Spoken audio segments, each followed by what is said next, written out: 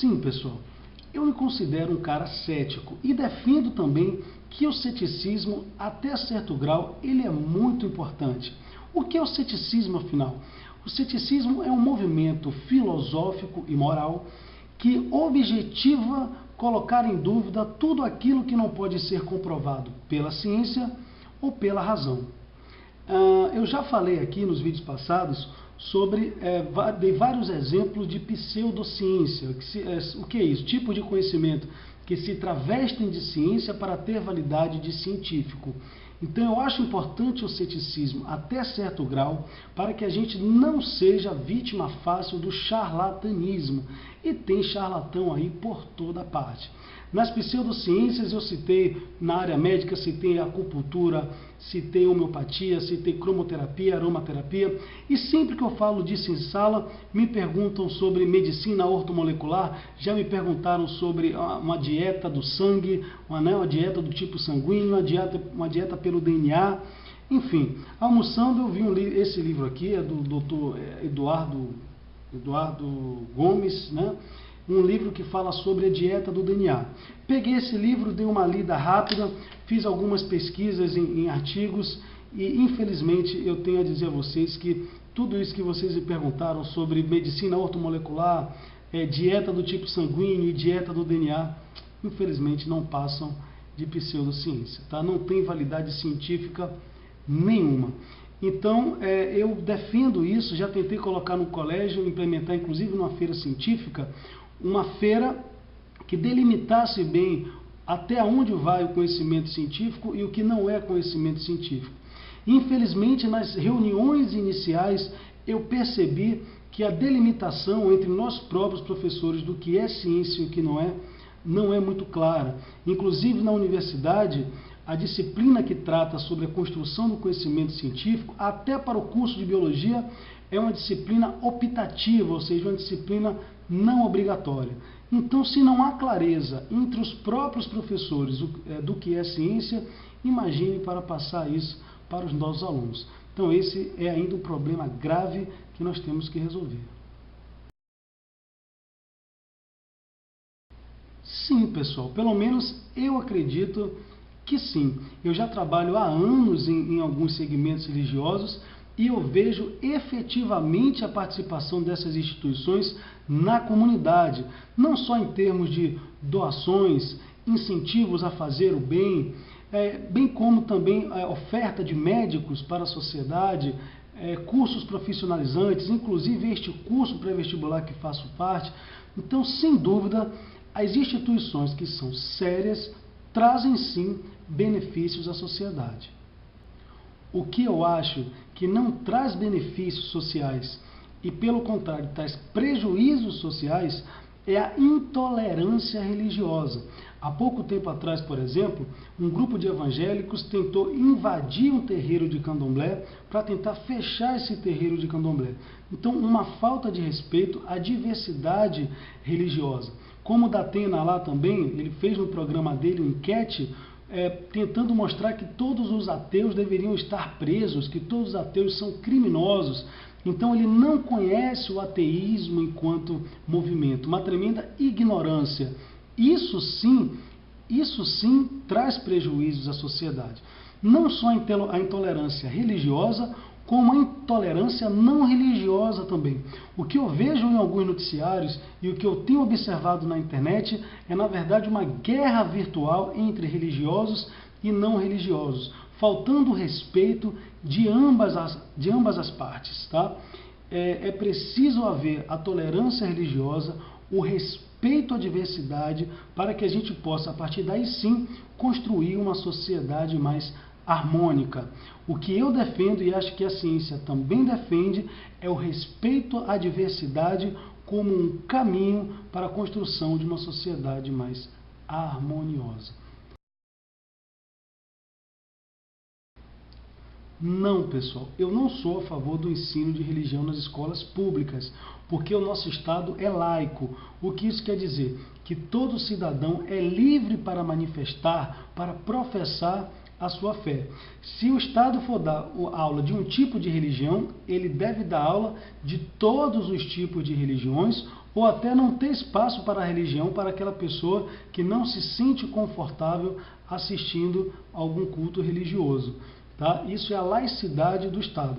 Até os colégios religiosos, por lei, têm obrigação de oferecer uma atividade extra para aquele aluno que não faz parte daquele segmento religioso. Hoje eu tenho uma posição também mais tolerante em relação a isso. Por quê? Porque o pai, quando ele vai matricular o filho, ele sabe que aquele colégio segue aquela religião. O que eu sou contra, na verdade, é quando não há a honestidade de algumas instituições. Em alguns colégios adventistas, por exemplo, o ensino de evolução é editado. Eles tiram a parte científica e colocam uma parte lá, enxertam uma parte como eles querem ensinar, o que não é científico. Agora, se o colégio, no momento da matrícula, for honesto e digam que eles estão fazendo ali uma edição do conhecimento científico e enxertando os seus próprios conhecimentos, e a família aceitar, porque entende que aquilo é o mais importante para o seu filho, então também não vejo problema nenhum. Se a instituição for honesta, para mim, sem problemas. Não, aí sim eu começo a ver problemas. Quando as bancadas religiosas, que eu preciso ressaltar, que vem crescendo muito hoje no Congresso Nacional, trazem sérios problemas. Por exemplo, quando tentaram barrar a pesquisa com célula-tronco diante de tantas evidências, né, de curas para doenças que acometem a nossa espécie. Tem também aqui um exemplo de uma PEC de um deputado chamado João Campos, dizendo que as igrejas ou qualquer instituição religiosa de âmbito nacional pode interferir sobre a constitucionalidade ou inconstitucionalidade de leis. Ou seja, a religião está querendo colocar as religiões acima da lei. Então isso é óbvio que eu não concordo, eu acho que isso traz muito mais malefícios do que benefícios. Esse mesmo deputado lá, o João Campos, tentou implementar uma lei que impedisse as pessoas de pagarem pelo sexo, ou seja, isso se tornaria um crime. A pessoa pode ser presa porque pagou para fazer sexo com outra. Então eu acho que isso iria criar muito mais problemas do que trazer soluções. Eu acho que o nosso país tem muito mais problemas sérios para ser resolvido do que essas bobagens que esses deputados ficam tentando aprovar lá no Congresso Nacional. Em relação à presença de símbolos, eu também não concordo, pessoal. Teve um projeto de lei que visava colocar um crucifixo em cada colégio público. Não faz sentido, a menos que se coloque o símbolo de várias religiões ou todas as religiões que são professadas no nosso país. Ok? Pasmem vocês que até na universidade, né, pública, a depender do laboratório, tem símbolos que sinalizam a religião de cada laboratório, né, numa instituição pública que faz ciência. Então eu também não concordo, porque isso acaba segregando e, em meu ponto de vista, traz muito mais malefícios do que benefícios à sociedade. Diante de tudo que eu falei, vamos agora para uma questão. Eu escolhi uma questão da prova da UFES, a Universidade Estadual de Feira de Santana. Então vamos ver como isso é cobrado. Eu vou colocar aí a pergunta, tá? Se você quiser, você dá um pause aí. Vou colocar a pergunta, depois vou ler a questão, vou colocar as respostas, depois vou ler a resposta também, e aí a gente vai chegar na opção correta, ok? Vamos lá.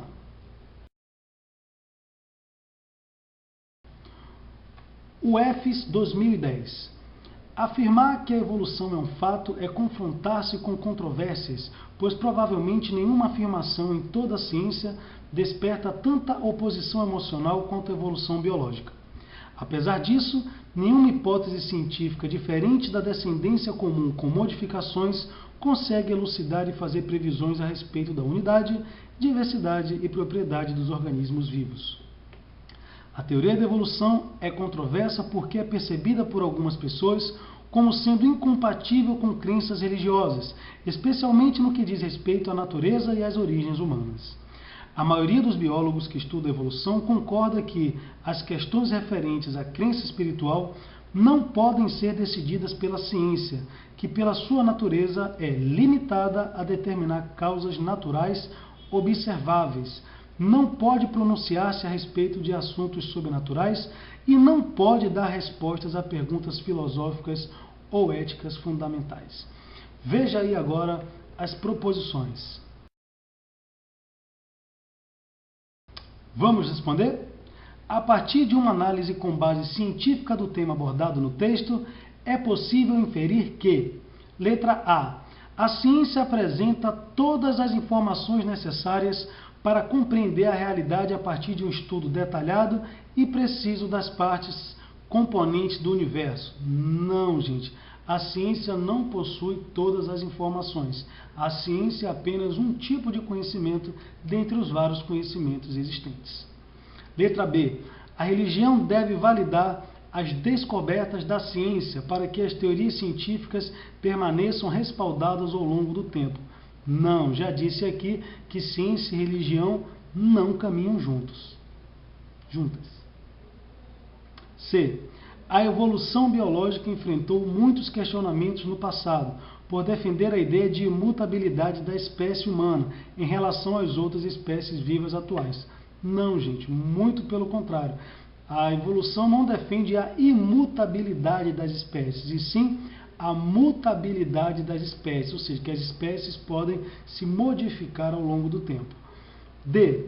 O convívio harmônico entre os diversos modelos de percepção da realidade, ciência, artes, religião, etc., favorece uma compreensão de mundo que apresenta afinidade com uma diversidade de pensamento. Então, essa é a proposição verdadeira, né? Assim, como você pode perceber que a ciência também acredita que o respeito à diversidade de pensamentos é um caminho bacana para a construção de uma sociedade mais harmônica. A resposta, então, me parece ser a letra D. Vamos ver a letra E. A ciência, por estar sustentada em observações e experimentação, deve ser capaz de explicar até mesmo os fenômenos considerados espirituais, sobrenaturais ou metafísicos.